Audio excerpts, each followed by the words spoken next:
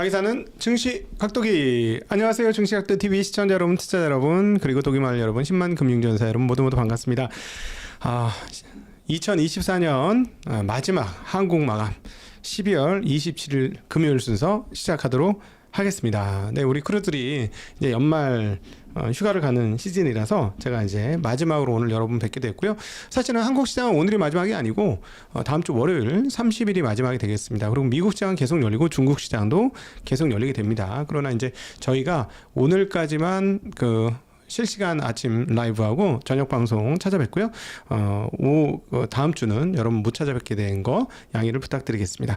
자, 오늘 한국 주식시장 참 가장 뜨거웠던 것은 이미 굉장히 많이 관심을 가지시겠습니다만 도대체 환율이 어떻게 되느냐, 이 부분에 대해서 지금 다들 초미의 관심이었습니다. 왜냐하면 지정학적 리스크, 한국의 지정학적 리스크로 인해서 환율이 어떻게 될 건가에 대한 걱정이 상당히 많았었는데요. 오늘 장중에 몇 가지 더 이슈가 터지면서 굉장히 큰 변동성을 보여주고 있습니다. 한번 볼까요? 지금 이게 오늘 하루짜리의 흐름인데요. 장중에 달러당 1,485원을 돌파하는 모습들을 보여주었습니다. 아주 급등하는 양상을 보여줬고요. 그다음 다시 좀 급락을 했다가 다시 조금 올라갔다 또 급락을 하고 있는 흐름 지금 확인할 수가 있겠습니다. 이 흐름을 먼저 이렇게 말씀을 드리면 결국은 지정학적 리스크가 계속 나타나고 있는 건데 어제 아시다시피 현재 권한대행에 대한 탄핵 소추가 들어갔고 오늘 투표가 있게 되는데, 그렇게 되면 이제 다음에 권한대행이 누구냐면 이제 최상목 경제부총리가 되죠. 근데 이제 이 최상목 경제부총리께서 한대행 탄핵 소추를 제거해달라라는 언급과 함께 권한대행의 탄핵 소추가 내각 전체에 대한 탄핵 소추와 다름이 없다라고 이야기하셨고요. 권한대행의 권한대행으로 인한 정책 불확실성을 감당할 수 없다라는 이야기를 하셨다고 합니다. 근데 이 이야기가 전해지면서부터 환율이 앞서 보여드렸던 대로 그 중간에 쫙 치고 올라가면서 환율 상당히 큰 폭으로 약세가 되었고요. 근데 급하게 떨어진 걸로 봐서는 개입이 좀 있지 않았을까 하는 추정을 하게 됩니다. 네, 그런 흐름들이 보였고, 그럼에도 불구하고 계속해서 쪽으로 밀어 올리려고 하는 힘이 상당히 강한 모습이었다라고 볼 수 있겠습니다. 그래서 오늘 거는 한국의 지정학적 리스크가 훨씬 더 크게 작동했다라고 볼 수 있는 게, 엔화 환율은 오늘 아침 대비 이렇게 오른 게 없습니다. 157점 지금 한 8 정도가 되고 있는데요. 그러니까 원화만 약세를 보여주었기 때문에 원화 환율이 지금 엔화 대비 전일 대비 100엔당 933원, 그다음에 유로화 대비로도 1,535원을 하고 있기 때문에 이 부분들은 어제 계속 말씀드렸습니다만, 원화 약세는 그동안에 달러 강세가 가장 큰 원인이고, 두 번째가 엔화 약세가 두 번째 원인이고, 세 번째가 지정학적 리스크다라고 말씀드렸는데, 오늘 하루만은 지정학적 리스크가 가장 크게 작동을 한 하루였다라고 정리해 볼 수 있겠습니다. 이렇게 되면서 주가도 장중에 많이 흘러내렸는데요. 장중 오후 12시 15분에는 장중 최저점으로 2,400이 깨지면서 2,388포인트 를 기록하기도 했습니다. 그리고 이제 탄핵과 관련된 헌법재판소의 이야기가 있었는데요. 일단 윤 대통령 측에서는 탄핵 심판 청구가 적법한지를 다투겠다라는 이야기를 했고요.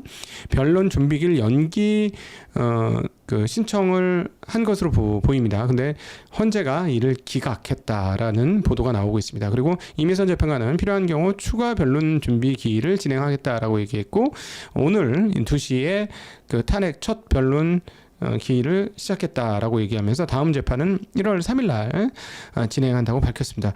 헌재는 굉장히 빠른 속도로 뭔가가 진행되어지고 있고, 지금 윤 대통령 측은 이 흐름들에 대해서 적법한지 다투겠다 이런 얘기를 하는 걸로 봐서는 충분한 시간을 두고 이 문제를 논의하고 싶어하는 것 같은 모습을 보여주고 있습니다. 네, 이로 인해서 오늘 환율 그랬고요. 그 다음에 이제 또 중요한 포인트가, 사실은 환율도 환율인데 제가 보기에는 더 중요한 포인트는 채권이 어떻게 되느냐, 이 부분이 상당히 중요한데, 아침절에는 채권 금리가 추가로 올랐었습니다. 추가로 올라가면서 5년물 그 한국 국채 금리가 2.9%를 향해서 갔어요. 그러다가 이렇게 조금 안정되는 흐름 보여줬는데요. 자, 일주일치 흐름 볼까요? 자, 굉장히 올라가다가 조금 숨고르기 하는 흐름들을 보여줬어요. 오늘 숨고르기를 했고요. 한 달짜리 볼게요. 그럼에도 불구하고 그동안에 금리를 내렸던 것이 무화되는 그런 흐름들을 보여주고 있습니다. 그럼에도 불구하고 이것 가지고 완전히 문제가 생기느냐? 그건 아닌 것 같습니다. 왜냐하면 1년치를 보시면 여기서 더 올라오면 이상한데 했는데 그 자리에서 이제 꼬랑지를 내렸어요. 그래서 근데 여러분 이게 이렇게 생각하셔야죠. 증시 안정기금은 집행이 안 돼도 채권 안정기금은 어떻게 됐다? 네, 근데 사실은 그게 더 중요합니다. 제가 계속 말씀드리지만 금리 올라가는 건 너무 위험합니다. 왜냐하면 부채가 많은 나라이고 그리고 부동산 가격을 흔드는 순간 이거는 뭐 아수라장 되는 거예요. 아비 교환, 네, 헬이 열리는 거라서 그렇게 되면 안 됩니다. 그래서 금리가 더 올라가면 안 되는데 일단 방어가 잘 되고 있는 것 같습니다. 금리 올라가는 게 사실상 뭐 환율 올라가는 것보다 더 큰 리스크이기 때문에 그거는 잘 막고 있다. 그리고 뭐 아시다시피 뭐 증시 안정기금은 안 돌아가도 채권 안정기금은 돌아가니까요. 그렇다라고 볼 수 있겠습니다. 자, 오늘 시장 정리해드리도록 하겠습니다. 시장은 네, 이거 하루밖에 안 남았는데 이렇게 되면 어쩔? 네, 6개월 연속 하락. 이 매우 농후해졌거든요. 지금 오늘 무려 24.90포인트 1.02%가 추가로 하락하면서 2404.77입니다. 앞서 말씀드렸습니다만은 2488포인트까지 장중에 빠졌었고요. 11월 말 지수가 2455.91포인트예요. 그러니까 지금부터 51포인트 이상 올라야 본전치기예요. 52포인트 이상 올라야 11월 말 대비 상승한 건데 물론 이제 뭐 저거는 있죠. 그 배당락 오늘 배당락이 굉장히 컸습니다. 배당락이 있었기 때문에 한 평균적으로 한 1%대 중반 이상 뭐 이런 정도 빠졌다고 보시면 되겠고요. 그럼에도 불구하고 6개월 연속 어찌되었건 하락입니다. 배당락이 1.5%든 2%든 그 극복하지 못하고 마무리가 되는 국면이니까 네, 6개월 연속 하락이다. 상승이 그다지 크진 않았는데 네, 6개월 연속 하락. 그다음에 연초 대비료는 지금 약 9.43% 하락하면서 지금 하루를 남겨두고 있고요. 코스닥 같은 경우는 오늘 9.67포인트 1.43% 추가로 더 빠졌습니다. 그러면서 665.97포인트를 기록했고 코스닥 지수는 11월 말보다 그 678포인트보다 좀 올라 있었는데 오늘 빠지면서 11월보다도 떨어지면서 동시에 6개월 연속 하락을 기록을 하고 있습니다. 코스닥 지수는 연초 대비 866포인트 대비 23.14%나 빠지면서 뭐 지난번에도 말씀드렸습니다만 아시아 태평양 가운데 최악의 흐름을 보여주면서 연을 마무리하고 있는 흐름 확인할 수 있겠습니다. 오늘 전반적으로 전기전자, 의료정밀전자 정도를 빼고는 낙폭이 상당히 컸는데요. 금속업종이 가장 크게 떨어졌습니다. 고려아연이 15%나 빠지면서 이런 하락을 기록했고요. 다음에 배당을 많이 주는 주식들의 낙폭이 상당히 눈에 두드러졌습니다. 대표적인 게 증권업종이고요. 증권업종 굉장히 큰 폭으로 빠졌고요. 그 다음에 평소에 잘 안 빠지던 통신 뭐 이런 것, 그 다음에 전기가스 이런 쪽은 방어 중임에도 불구하고 배당과 관련된 배당이 나오는 주식들이기 때문에 낙폭이 크게 나타났다. 그래서 오늘 낙폭은 사실은 뭐 그렇게 크게 충격을 받을 건 없고 지정학적 리스크에서 추가로 조금 더 빠진 것 정도가 문제다라고 정리해 볼 수 있겠어요. 그래서 금속, 증권, 기계장비, 유통, 화학, 운송부품, 전기가스, 건설, 운수창고, 통신, 금융 업종 등등등 이 빠졌습니다. 오른 업종이 별로 없어요. 상당히 많이 빠지는 흐름들 확인할 수가 있었습니다. 네, 그 코스닥 시장 자금 동향 한번 살펴보도록 하겠습니다. 고객 예탁금은 50.6조로 지난번에 제가 이거 한번 정리해드릴 때 52조 대였는데요, 줄어들었고요. 거래대금은 그때보다 조금 더 줄어들어서 그 12조를 소폭 상회하는 수준입니다. 거래소 6.19조 원, 코스닥은 6.13조 원. 지난번에 말씀드렸을 때보다는 코스닥은 소폭 늘어났고 거래소는 더 줄어드는 흐름이었고요. 신용장고 지난번에도 16조를 소폭 하회한다 말씀드렸는데 조금 더 내려갔습니다. 거래소 9.2조, 코스닥은 6.5조로 신용장고가 계속 줄고 있는 그런 흐름도 확인할 수 있겠습니다. 오늘 시장은 전반적으로 분위기가 상당히 험악했었는데요. 거래소의 경우에는 상승 종목 115, 하락 808, 거의 8배 가깝죠. 네, 보합은 19종목, 코스닥은 347종목이 상승하고 1287종목이 하락하면서 뭐 거의 4배 가까운 하락폭을 기록했고 보합은 22종목을 기록했습니다. 거래소의 투자 주체별 동향은 주요한 종목들만 먼저 말씀드리도록 하겠습니다. 삼성전자와 하이닉스가 과연 어떻게 되냐 궁금했었는데요. 장중에는 두 종목 모두 매수를 했었는데 종가 끝나고 나서 확인을 해보니까 삼성전자는 외국인 29억 매도, 개인 395억 매도, 기관 130억 매도입니다. 그럼 누가 샀어? 네. 특정 법인이 샀겠죠. 네, 자사주가 이 모든 물량을 받아냈다라고 정리해 볼 수 있겠고, 하이닉스의 경우는 외국인들이 179억 순매수했고 걔는 209억 매도, 기관은 54억 순매수입니다. 하이닉스가 시가총액 상위 종목 중에서는 가장 좋은 모습을 보여주면서 마무리됐기 때문에 그나마 거래소는 전체 시장 대비 시가총액 상위 종목의 상승으로 인해서 낙폭이 조금 덜했다라고 말씀드릴 수 있겠습니다. 업종에서 전기전자가 많이 올랐었던 이유는 뭐 삼성전자가 소폭 좋았고요. 하이닉스가 많이 좋았습니다. 2.59% 올라가면서 마무리된 것이 가장 크게 작동을 했다라고 말씀드릴 수 있겠습니다. 자, 뉴스를 보고 오징어 게임 2가 어제 드디어 발표가 됐는데요. 외국계는 이렇게 비중을 다뤄보니까는 와 좋다, 싫다 할 때 이렇게 비중을 보니까는 평론가들이니까 일반인들이 느끼는 거하고 느낌이 다를 수 있습니다. 오늘 이제 방송 끝나고 댓글로 보신 분들은 댓글로 본인의 보기에 느낌은 어떻습니다 얘기에 좀 도움이 될 것 같아요. 근데 이제 전반적으로 평가는 아직까지는 조금 싸늘한 편입니다. 뉴욕타임스 오징어 게임이 빨간불을 켰다라는 제목의 기사를 내면서 더 스타일리시한 사력을 보여주지만 이야기는 정체되어 있다. 더 큰 스토리라인은 진행하는가, 또는 블록버스터의 후속작으로 원작의 스릴과 다른 독립적인 변주가 있는가, 이런 것들을 보는데 시즌 1을 본 사람이라면 이미 봤던 것을 또 보게 되는 상황이다라고 얘기하면서 시즌 2가 확장하는데 좀 실패했다 이렇게 얘기하고 있습니다. 할리우드 리포터는 넷플릭스의 한국 히트작이 날카로움을 잃었다라고 얘기하면서 첫 번째 시즌에서 보여준 독창성과 흥미 요소가 부족하다라고 얘기했습니다. 반면에 미국 영화 전문 매체 버라이어티는 오징어 게임 시즌 2는 더 강렬하고 규모가 커졌으며 몰입감을 극대화한다. 그래서 시즌 2가 자본주의적 착취, 도덕적 타락, 계급 불평등 등 한국 현대사회 문제를 새로운 시각으로 조명했다라고 조금 긍정적인 평가를 하기도 했습니다. 어찌되었거나 저찌되었거나 관련된 기업들 주가는 폭락을 했었는데요. 영화배우 이정재 씨가 대주주인 아티스트 스튜디오, 아티스트 유나이티드, 이것도 쪼개기 상장이네. 20%의 폭락을 했고 장 초반은 거의 하한가 정도 분위기를 만들어 주었었고요. 특수 효과를 맡은 위직 스튜디오, 덱스터, 그다음에 이런 회사들 큰 폭으로 빠졌고 제작사인 사이런 픽처스에 투자한 쇼박스도 급락하는 흐름들을 보여주었습니다.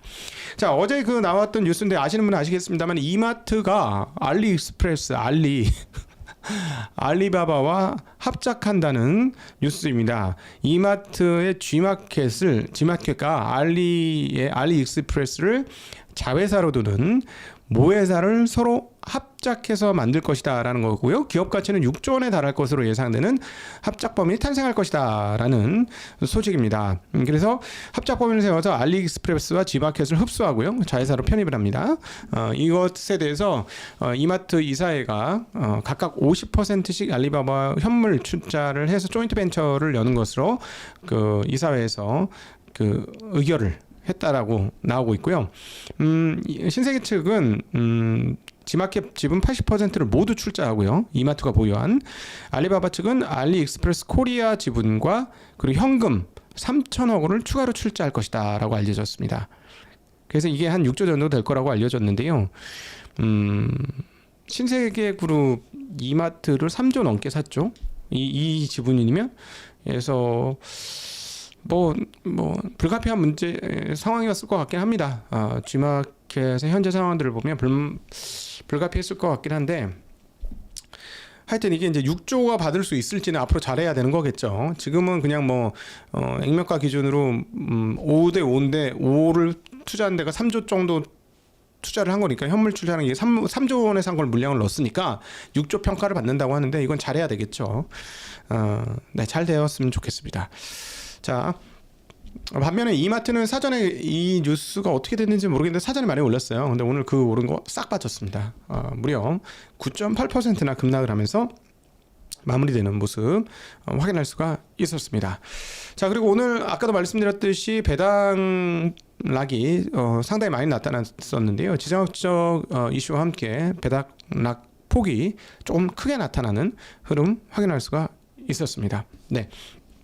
그 양자 컴퓨터 관련된 테마주가 등극하는 모습을 보여주었는데, 미국에서 리게티 컴퓨팅, 그다음에 D-웨이브 퀀텀, 그리고 뭐 우리나라 분들이 많이 투자했던 아이온큐 뭐 이런 등등이 최근에 많이 올랐어요. 그리고 뭐 어제는 뭐 리게티하고 D-웨이브는 뭐 36%, 24% 정도 폭등을 했기 때문에, 그리고 ETF도 연초 대비 50% 이상 아주 초강세를 보여줬고, 아이온큐 같은 경우는 주가 많이 올랐었는데요. 최근에 뭐 그 아시다시피 구글에서 양자 컴퓨터로 인해서 끝도 없는 시간이 걸릴 문제를 금방 5분 또는 30분 이렇게 푼다잖아요. 근데 이거를 제가 오늘 양자 컴퓨터 전문가를 만났어요, 점심에.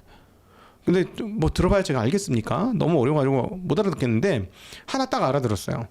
보통 그 일반적인 컴퓨터는 우리가 그 비트 쓰는 이진법 쓰는 것들은 이거냐 저거냐 이거냐 저거냐 이거냐 저거냐를 꽤 물고 꼬리를 물고 해서 딱 답을 가잖아요. 맞아 틀려 01 01 01 01 01 이렇게 해서 가는 거잖아요. 근데 양자 컴퓨터에 대해서 차포 다 띄고 간단하게 설명해 드릴게요. 이러더라고. 못 알아들으니까 제가.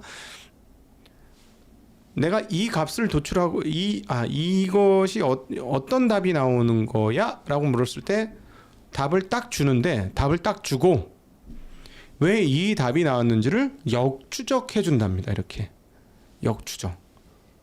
이게 답을 내놓고 역추적. 그러니까 아까 말했던 우리가 쓰는 일반 컴퓨터는 여기에 가기 위해서 수많은 미로를 거치고 산 넘고 물 건너 바다 건너 고속도로 건너 태평양 건너 대서양 건너 답에 도착하는데, 얘네는 답을 내놓고 왜 이 답이 나왔는지를 이렇게 연산을 해준다는 거죠. 그러니까 시간이 훨씬 빨리 걸린다는 겁니다.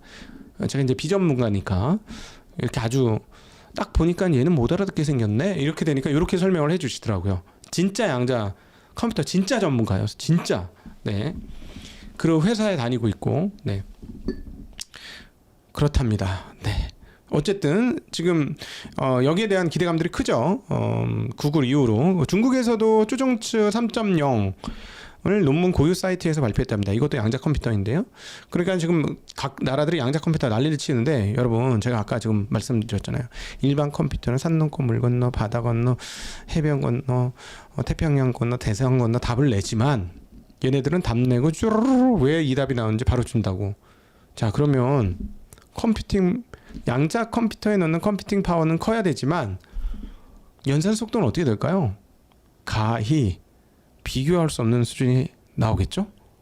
야, 그러니까 그러면 지금은 다들 군비 경쟁하고 있는데, GPU 군비 경쟁하는데 양자 컴퓨터가 나오면 엄청나겠구나 라는 생각이 듭니다. 그러니까 당연히 기대할 수 있죠. 마치 90년대 중후반의 느낌의 IT 혁명 났을 때 앞으로 미래가 어떻게 돼야 하는 거하고 좀 느낌이 유사합니다. 닷컴 버블 났을 때 하고. 근데 이게 아직 숫자가 하나도 안 나와요. 그래서 어떻게 될지 몰라요. 언제 어떻게 될지 잘 몰라요. 여러 가지 방법이 아직도 정해진 방법이 없고, 이 사람 저 사람 요 회사 저 회사 각자의 방법으로 지금 진행을 하고 있는 그런 상황이라고 합니다. 그래서 어쨌든 당분간의 숫자는 안 나올 거고요. 사람들의 기대감이 넘으면 이렇게 테마형으로 형성될 수 있다라는 거는 계속 감안을 하셔야 될 것으로 보여집니다. 네.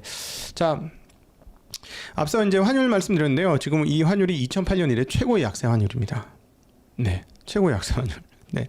그리고 이제 하나 곁다리로 궁금해서 이제 확인을 해봤는데요. 버크셔 해서웨이 요즘 뭐 현금 많이 갖고 있다는, 도대체 얼마나 갖고 있고 그게 도대체 얼마 수준이냐라고 제가 확인을 해봤는데요. 버크셔 해서웨이의 지금 3분기 기준으로 현금 보유 비중은 30%인데요. 이게 역대 최고 수준이라고 합니다. 대체적으로 한 15% 정도 수준 현금을 갖고 있어요. 그래서 적을 때는 10% 정도까지 떨어지고요. 10% 정도 수준까지.